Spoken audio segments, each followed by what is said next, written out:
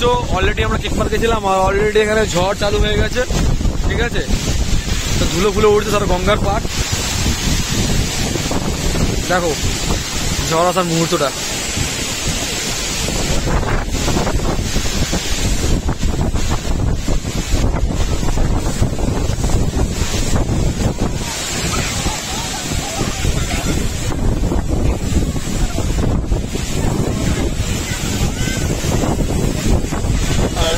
Guys এই হচ্ছে harissa cake park আর Bipin medical park আমাদের এটা।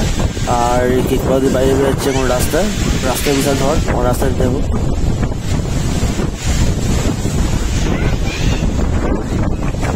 আর গাইস দেখতে পাচ্ছ তোমরা মানে আমাদের রামপ্রসাদ ঘাটের সামনে কি লেভেলে ঝড় আসছে।